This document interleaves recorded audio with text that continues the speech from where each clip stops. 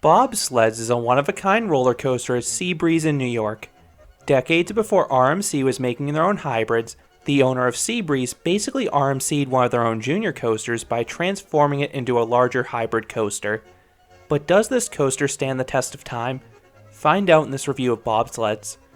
Back in 1954, Seabreeze built the junior coaster. This was a hybrid coaster built in-house by owner George Long. The ride featured flat steel track and wood supports.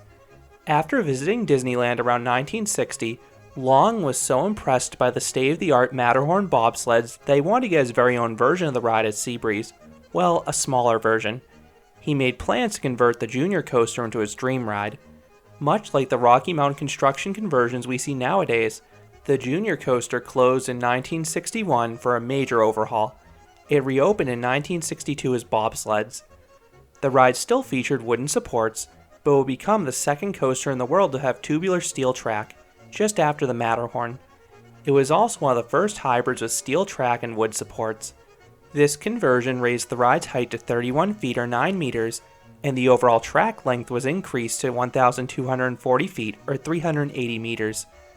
After over 55 years of operation, the ride was nearing the end of its life. The park contemplated removing bobsleds, but they instead worked with Amuse to retract the attraction in the 2018-2019 off-season. Now it runs better than ever and should be able to thrill future generations. Bobsleds doesn't have any theming, but it looks really cool. The ride is a bright white paint scheme like a lot of classic wood coasters. And smack dab in the middle of the layout is this massive oak tree. The ride then features individual cars, each themed to a different country. You have the United States, Switzerland, Italy, and Jamaica, which makes the Cool Runnings fan inside of me quite happy. Each car features 2 rows and can seat up to 4 riders total. Many families get their own individual cars. This coaster's line doesn't move the fastest due to its limited throughput and broad appeal. This ride has just a 38-inch height requirement, making it perfect for families. But thankfully, crowds aren't usually a major issue at Seabreeze. In terms of forces, it doesn't matter where you sit if it's in the front or back. But kids may prefer the front row for that unobstructed view. Riders are restrained by both a seatbelt and a shared lap bar. Once dispatched, you have a fun little prelift. It reminds me of a lot of RMCs. You slowly head downhill over a bunny hop. And I'll bury the hatchet, there's no airtime in this coaster.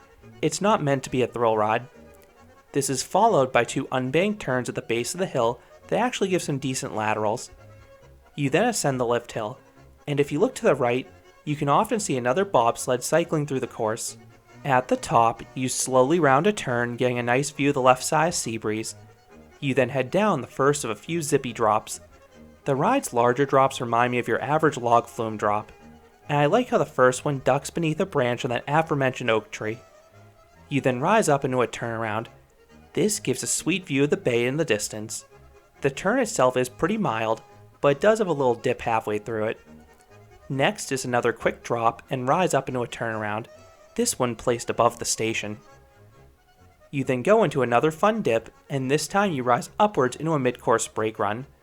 Without slowing down much, you head into another turnaround, but you have much better speed this time, so the turn delivers some solid laterals. You then finish with a 360-degree downwards helix.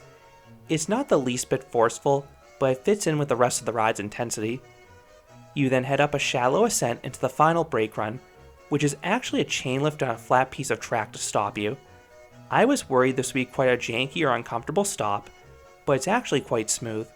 In fact, the whole ride is very smooth thanks to that recent track work. So what would I rate the bobsleds? I would give this coaster a 5 out of 10.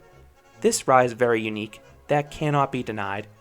While the layout doesn't have any really memorable elements, it is a fun coaster for younger guests to enjoy with their family. Then the coaster enthusiasts such as myself can appreciate the ride's charm and history. So those are my thoughts on bobsleds at Seabreeze. What are your thoughts on this family coaster? Do you like the ride's quirkiness? Let me know down in the comments. If you enjoyed this review, I'd appreciate it if you gave this video a like, and you consider subscribing, because there'll be a lot more roller coaster and amusement park videos here at Canopy Coaster. Thanks for watching.